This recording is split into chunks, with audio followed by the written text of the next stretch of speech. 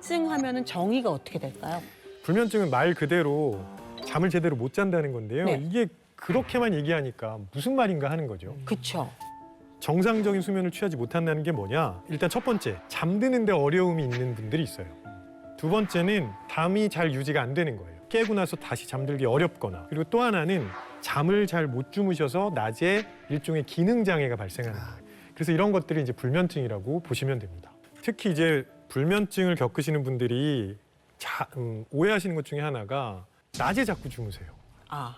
이걸 좀 잘 생각하셔야 됩니다. 낮잠은 필요한데요. 불면증 환자한테는 되게 안 좋습니다. 잘 자야 활동을 잘 할 수 있는 게 아니라 활동을 잘 해야 잘 주무실 수 있는 거예요. 연관이 돼 있는 네, 거군요. 이게 잠을 잘 때 수면 호르몬인 멜라토닌이 분비가 되는데 이게 멜라토닌이 어떻게 합성되는지를 보면 또 세로토닌이라는 물질이 있습니다. 우리 기분들 좀 안정시키고 스트레스 수준을 낮춰주고 이런 기능을 하죠. 저는 우울증 환자들 세로토닌 분비가 잘 안 되기도 하거든요. 근데 그래서 멜라토닌 합성도 잘 안 돼요. 그러니까 불면증까지 같이 오는 거죠.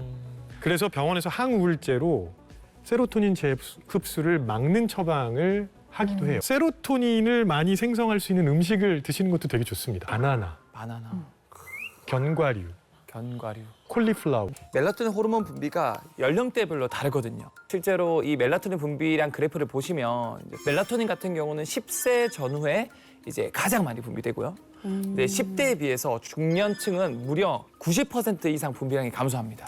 이제 70대 이후부터는 10대 대비 이제 94%까지 감소하고요. 60대부터는 거의 분비되지 않는다고 보는 게 맞고요. 나이가 들수록 또 잠이 없어진다고들 하시잖아요. 결국 이거는 이 체내에서 만들어진 그 멜라토닌의 분비량이 감소되었다. 그래서 실제 불면증 통계에서도 60대 이후부터는 불면증이 굉장히 늘어가거든요. 즉 멜라토닌 감소와 아주 밀접하게 관련이 있는 거죠. 멜라토닌 수면 호르몬인데요. 네. 이게 이제 우리 몸에 있는 생체 시계를 조절하는 역할을 합니다. 근데 이게 사람한테만 있는 게 아니고요. 동물이나 식물이나 곤충, 박테리아 다 있습니다. 곤충도 있어요? 네. 그리고 사실은 교수님께서 말씀해 주신 것처럼 이 멜라토닌이라는 것 자체가 이 햇빛, 특히 청색광을 많이 받으면 이 뇌 시상하부에 있는 송과체와 우리 몸 안의 세포내 미토콘드리아에서 생산되는데요. 이 신경세포, 림프구, 망막세포, 위, 장, 간 등등 이 온몸에 있는 세포 안에서 다 만들어지고 있다고 생각하시면 됩니다. 해가 지고 빛이 없어지면 이 망막을 통해서 이 뇌로 신호가 전달되고 멜라토닌이 분비가 되어서 잠이 오기 시작하는 거거든요. 그리고 아침이 되면 빛이 눈을 자극해 이 멜라토닌 분비가 억제되고 잠에서 깨기 시작하는 것이죠. 지금 멜라토닌 했을 때 가장 흔하게 생각하는 당연히 잠이잖아요. 일주기 맞아요. 조절, 네. 잠을 잘 자게 한다고 생각하는데 사실 멜라토닌 체내에서 하는 역할이 정말 다양한 게 왜 이렇게 다양할 수가 있느냐 해보면 멜라토닌이 뇌 송과체에서 만들어지잖아요. 그 후에 뇌척수액을 통해서 온몸으로 결국엔 퍼집니다. 그러면서 어떤 역할을 하냐면 유전자를 스위치를 켜고 끄는 그런 유전자를 제어하는 역할을 해요. 그리고 수면을 통해서 뇌에서 만들어지는 베타 아밀로이드를 청소할 때 굉장히 중요한 역할을 해요. 어떤 식으로 청소를 해주는 거예요? 그게 너무 궁금하거든요, 사실. 네. 수면을 충분하게 한다는 전제 하에 끈적끈적하게 뭉쳐있지만 잘 제거가 되는 거예요. 멜라토닌이 직접 요거를 감소시키는 효과가 있거든요. 이 베타 베타 아밀로이드가 그냥 작은 형태로 있으면은 그나마 잘 청소가 될 텐데 끈적끈적하고 서로 뭉쳐서 축적이 되는 특성이 있어요. 여기에 멜라토닌을 실제로 투여했을 때 어떻게 되는가 사진을 봤더니 실제로 저렇게 뭉쳐져 있었던 것들을 분해하기 시작하면서 저렇게 와. 쪼개지는 것이 보이는 이야. 겁니다. 우와. 오, 지금 이렇게 분해가 된 쪽이 그렇죠. 오른쪽. 뇌척수액의 멜라토닌은 이 알츠하이머 치매의 원인인 이 베타 아밀로이드의 생성을 억제 및 분해하고 글림프 시스템을 통해서 이 베타 아밀로이드의 림프간 배출을 증가시켜 줍니다. 일종의 이제 진짜 청소부 역할을 하는 거죠. 실제로 베타 아밀로이드 찌꺼기가 뇌에 쌓이는 것이 원인인 이 알츠하이머 치매 환자는 같은 나이의 대조군에 비해서 이 뇌척수액의 멜라토닌 수치가 몇 배나 낮은지 아세요? 몇 배? 2배 아니고 3배 아니고 5배나 낮아요. 5배. 엄청난 거네요, 이거 진짜.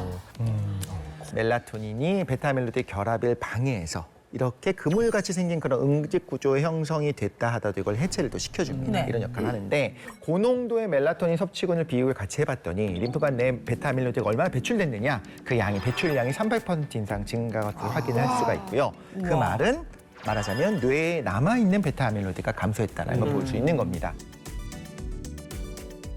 이 멜라토닌 섭취를 했더니 이것이 뇌의 베타아밀로이드를 림프관으로 배출시켰다라는 거에 어떤 실험적 증거가 되겠죠.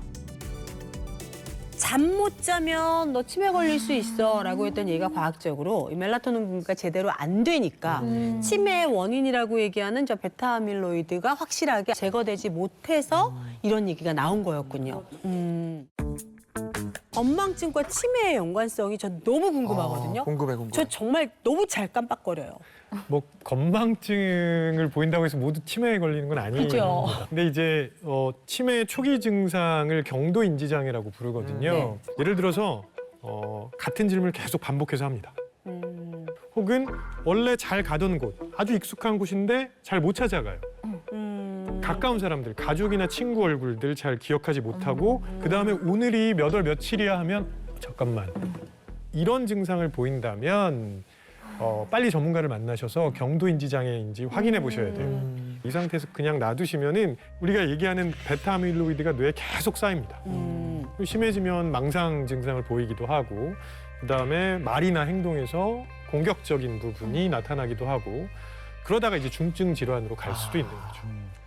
치매 전 단계라고 할 수 있는 게 말씀하신 경도 인지 장애잖아요. 네. 이런 환자의 경우에는 80%가 5년 이내에 실배로 발병하게 돼요.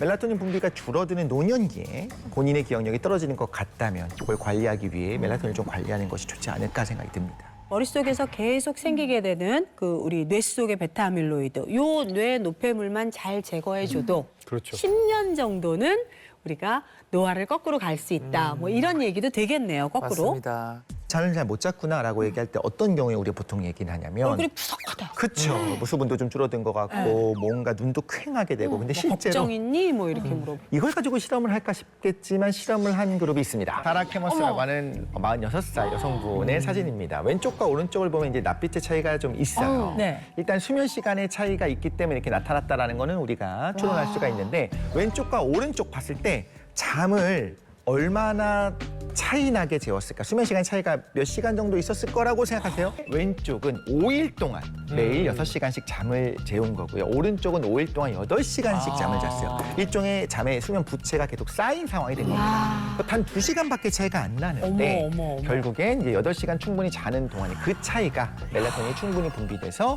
얼굴 생기도 달라지고 피부톤도 달라지고 뭐 수분량도 달라지고 화장도 또 잘 먹고 요즘에 진짜 먹는 멜라토닌이 많이 유행을 하더라고요. 근데 저도 좀 잠을 못 자는 시기에는 멜라토닌을 좀 가끔씩 섭취를 하는데 근데 이게 또 수면제랑은 다를 것 같거든요. 근데 맞아요. 또 수면제는 내성에 문제가 있고 좀 걱정이 되는데 또 멜라토닌은 또 좀 그런 측면에서 어떤지가 궁금합니다. 결국 전문의의 처방에 따라서 드셔야 합니다. 하지만 멜라토닌 같은 경우는 의존성이나 중독성이 없고요. 또 멜라토닌 같은 경우는 잠을 깊게 더 잘 자게 해주고 또 다음 날 머리가 맑고 또 기억력이 더 좋아지는 형태로 작용한다는 결과들이 많이 있으니까 좀 내성이거나 중독성이 있는 이런 수면제보다는 멜라토닌으로 먼저 시작해보는 게 좋지 않을까. 미국에서는 그냥 슈퍼마켓을 가도 멜라토닌 다 팝니다. 근데 우리나라가 합성 멜라토닌의 경우에는 전문의약품으로 분류를 해서 이제는 직구로는 살 수 없는 상황이 됐어요. 그런데 반가운 소식이 최근 이제 합성이 아니고 식물성 멜라토닌이 개발돼서 출시됐기 때문에 이제 일반 식품의 형태로 그래서 이제 멜라토닌 쉽게 구매할 수 있게 됐고요. 우리에겐 좀 덜 익숙한 멜라토닌인데 실제로 멜라토닌은 입소문이 나면서 전 세계 시장 규모가 굉장히 커져서 2022년 기준으로 16억 9천만 달러 우리나라 돈으로 2조 1천억 원 정도의 규모입니다. 성장률이 14.3%나 되기 때문에 2030년이 되면 36억 7천만 달러. 우리나라 돈으로는 4조 7천억 원에 달할 정도로 굉장히 큰 규모로 될 거라고 보이는데 맞아요. 그만큼 많은 분들이 중요하다는 것을 이제 인지하기 시작했다라는 겁니다. 저는 올해 61세, 직업은 어린이집 원장입니다. 수십 년 동안 아이들과 함께하며 많은 보람을 느껴왔고 제 일에 자부심을 가지고 살고 있고 저의 평생 직업이라고 생각하며 일하고 있습니다. 그런데 불과 몇 해 전 제가 이 일을 그만둬야 하나 고민을 했을 만큼 제게 위기가 찾아왔습니다. 그 시작은 밤마다 찾아오는 불면이 있었는데요. 잠을 자려고 누우면 머릿속이 자꾸 복잡해졌습니다. 새벽이 되고 간신히 잠들어도 몇 번씩 깼어요. 피곤하고 하나, 둘 증상이 나타나기 시작했습니다. 전화를 걸고는 무슨 용건이 있었는지 생각도 안 나고 가스불 끄는 걸 깜빡해서 냄비를 태운다거나 가끔은 현관 비밀번호가 생각이 안 나는 때도 있었어요. 이런 증상은 50대가 되면서 시작이 됐고 50대 중반이 되자 더욱 잦아졌습니다. 건방증일 거야 싶다가도 반복적으로 마음 한구석이 점점 불안해졌습니다. 혹시 나 치매인가? 다들 겪는 일 가지고 너무 유난 아니야? 라고 생각할 수도 있지만 저에게는 그럴 만한 사정이 있었습니다. 모두 치매를 앓다가 돌아가셨기 때문입니다. 늘 다정하셨던 아버지는 어느 날부터 점점 표정이 변하시더니 어느 순간부턴 생전하시지도 않던 욕을 하시고 심지어 물건을 집어 던지기까지 했습니다. 나중에 가족들도 잘못 알아보셨고 강인하고 다정하셨던 분이 그렇게 변해가는 모습을 보는 게 너무나 낯설고 두려웠습니다. 아버지와는 조금 다른 증상이 있었지만 하셨던 말을 자꾸만 반복하시고 밤마다 뭔가 보인다고 이상한 소리를 하시기는 하셨거든요. 신경 쓰는 일이 점점 많아지자 저도 잠을 잘 못 이루게 되었고 불면의 밤이 계속될수록 저의 깜빡깜빡하는 증상도 생겼습니다. 제 남편이 굉장히 다정하거든요. 덜렁거리거나 자꾸 깜빡하거나 기억을 놓쳐도 꼼꼼한 남편이 저를 잘 챙겨주었는데요. 집안에서는 그게 가능했지만 일터에 나가면 불가능하잖아요. 약속이나 행사를 기록해 놓아두었다가도 잃어버린 일이 생기자 저는 결단을 내려야만 했습니다. 가족들에게 짐이 될 수는 없잖아요. 내가 변해야 되겠다고 다짐했습니다. 기억력 저하를 극복할 방법들을 찾아봤고 가족들과 함께 헤쳐나가기로 했는데요. 그렇게 날마다 실천하다 보니 정말 기억력 저하가 호전되고 치매에 대한 두려움도 사라지기 시작했습니다. 어떤 실천을 했는지 몇 가지 비법을 준비했는데요. 한식으로 저만의 두뇌 건강 밥상을 차려 먹고 있습니다. 오메가3가 풍부한 생선을 포함해 두뇌 활성화에 좋다는 콩과 견과류가 들어간 멸치볶음도 챙겨 먹고 있죠. 꼭꼭 씹어 드시면 뭐 최고의 식단이네. 그리고 마지막 비법이 하나 더 있는데요. 제가 불면의 밤을 보내면서 잠을 잘 자는 것이 중요하겠다고 생각하게 되었어요. 그러면서 매일 챙기게 된 게 있는데요. 아내에게 챙겨준 저건 치매 예방을 하려면 잠도 잘 자야 되잖아요. 그래서 식물성 멜라토닌을 매일 챙겨 먹고 있어요. 식물성 멜라토닌. 식물성 멜라토닌을 꾸준히 섭취하다 보니 수면의 질이 굉장히 좋아졌어요. 제 피부도 반짝반짝. 그리고 잠자는 것 자체도 수월해지고 중간에 깨는 일도 많이 없어지고 그러다 보니 깜빡깜빡 실수하는 일도 적어지고 이제는 치매 걱정도 덜 수 있게 되었죠. 치매 예방에도 멜라토닌이 도움이 될까요? 되죠. 맞습니다. 저 찾아보니까 이게 실제로 멜라토닌은 이 신경세포, 뇌를 구성하는 신경세포의 사멸을 억제하고 네. 또 기억력을 담당하는 해마 속에 신경세포의 수를 또 증가시키는 그런 결과도 있습니다. 뿐만 아니라 이 해마 같은 경우는 뇌의 변연계, 중앙부에 위치한 부위로서 바다에 사는 해마와 똑같은 모양새를 하고 있어서 이 해마라는 이름이 불렸고요. 이제 우리가 경험한 정보를 이 해마에서 단기 기억에서 장기 기억으로 전환하는 데 중추적인 역할을 하는 게 바로 이 해마입니다. 해마에 손상이 생기면 새로운 기억을 저장하는 데 어려움을 겪을 수 있겠죠. 실제 이 연구 결과들 중에서 2018년도에 스페인 연구진이 발표한 연구에 따르면 성체의 쥐에 멜라토닌을 투여했을 때 해마 내 신경세포 수가 무려 243% 증가하는 것을 확인했고요. 뿐만 아니라 이 멜라토닌이 신경세포 분할을 자극하고 쥐의 해마 신경 발생을 촉진해서 뇌세포를 증가시키는 것으로 확인했습니다. 그럼 직접적으로 이 직접 멜라토닌 섭취했을 때도 도움 받을 수 있는 거예요? 네, 그럼요. 아르헨티나 부에노스아이레스 의과대학에서 실제 연구를 했는데요. 네. 치매 전 단계에 있는 경도 인지장애 환자에게 멜라토닌 섭취를 하게 했습니다. 섭취 전보다 알츠하이머 치매 평가 척도가 25% 개선된 결과가 나왔고요. 또 우울 증상 그리고 수면의 질을 개선하는 데 도움이 준 것이 확인된 그 보고도 있습니다.